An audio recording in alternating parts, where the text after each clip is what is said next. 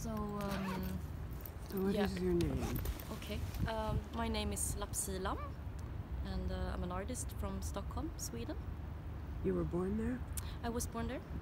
Yes. So tell me about the project of it. I know you initially made it for a mobile phone application. Yeah.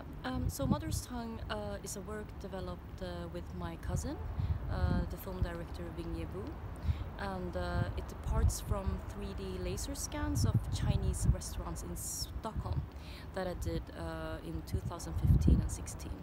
So I started out collecting these spaces because they were slowly closing down, and also that they're an interesting place because they are a certain trace of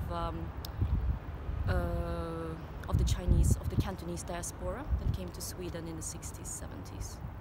And this place is interesting because it's a kind of a imaginary space in the sense that it's a projected Orientalist idea of Asia or China, but at the same time they function as an entirely real place for many people, especially immigrant Cantonese people. So from that, we used it as a space to talk about language, assimilation, diaspora, generational conflicts, etc. I loved it. It's a part banana skin, yellow skin, white inside. Can you explain that expression? So that is a phrase said by the fictive daughter in the story about her aunt who calls her a banana skin, and she's yellow on the outside and white on the inside, which means that she's not a real Cantonese girl, she's a Swedish girl, which talks about assimilation and ideas about cultural identity. And I didn't know, I've never been attracted to buffets. No.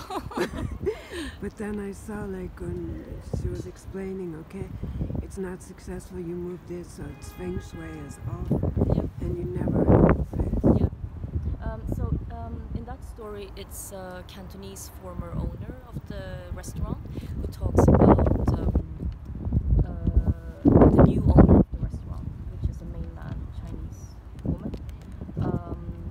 And in that story, we try to highlight the conflict within the community, which is since Hong Kong has been a British colony and then turned back to mainland China, and the conflict that is not known by everyone but exists between Cantonese and mainland Chinese. And the buffet is, I mean, my generation or my parents' generation wouldn't serve buffet, but that's a lot of these type of establishments serve a buffet, you know, with the fusion of everything, kind of Korean, Chinese, Japanese, etc. So it's about the change of the Chinese Cantonese restaurant. But I should avoid buffets, I think. You avoid it, yeah. I mean, it depends, like... I've never been drawn to them, ever. Yeah, it depends on, I guess, if you love to eat. Yeah, I can understand it, but I usually try to avoid that as well. And the other stories that were in, can you explain them? Yeah, so the third story, basically the narrative is framed around the beginning of the Chinese restaurant, the change of the Chinese restaurant, and then the end of the Chinese restaurant. And the third story is about a grandmother who records a voice message to her future grandchild and tells the real story about why the Chinese restaurant closed. And the restaurant turns into a kind of experiment of